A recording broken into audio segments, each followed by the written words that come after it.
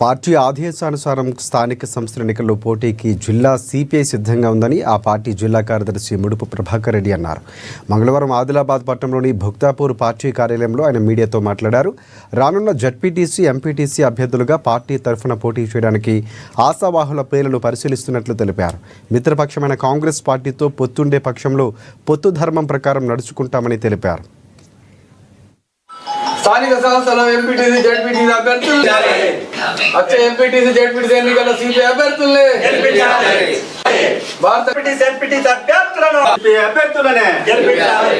మన సిపిఐ రాష్ట్ర సమితి మొన్ననే ఎంపీటీసీ, జడ్పీటీ స్థానాలు పోటీ చేసేటి రాష్ట్రానికి పంపమని నివేదిక పంపని చెప్పడం జరిగింది. మరి 2 రోజులు మేము కసరత్తు చేసి మా నాయకత్వాన్ని అడిగి పోటీ చేసే వాళ్ళు ఎక్కడ ఉంటే చెప్పాలని చెప్తే ఇప్పటి వరకు వచ్చిన వివరాలు రేపు స్థానిక సంస్థలు జడ్పీటీసీ, ఎంపీటీసీ ఎన్నికల్లో పోటీ చేయడానికి అంటే దీంట్లో ముఖ్యంగా ఏంటంటే కలిసి వస్తే మిత్రపక్షం ఒకవేళ కాంగ్రెస్ పార్టీ అప్పటి నుంచి ఇప్పటి వరకు మిత్రపక్షం కలిసి వస్తేనేమో సర్దుకుంటాం, లేదు అంటే ఇప్పుడు కొన్ని ప్రకటిస్తున్నాం ఈ స్థానాల్ని, లేదంటే ఎక్కువ కూడా చింతకే పరిమితం కాదు, ఎక్కువ తక్కువ కూడా కావచ్చు.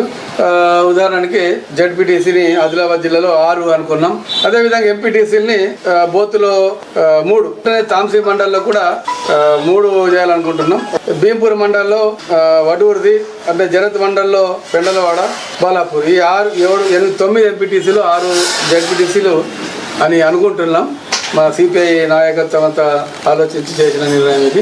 అందుబాటులో ఉన్న నాయకత్వంతో ముఖ్యంగా ఏంటంటే చాలా రోజుల నుంచి మేము ప్రజలు ఏమనుకుంటారంటే సిపిఐ పార్టీ మరి ఎన్నికల్లో పోటీ చేస్తలేరు అనే ఒక గుర్తింపు లేకుండా పోయే పరిస్థితిని మేము కూడా ఆలోచిస్తా ఉన్నాం.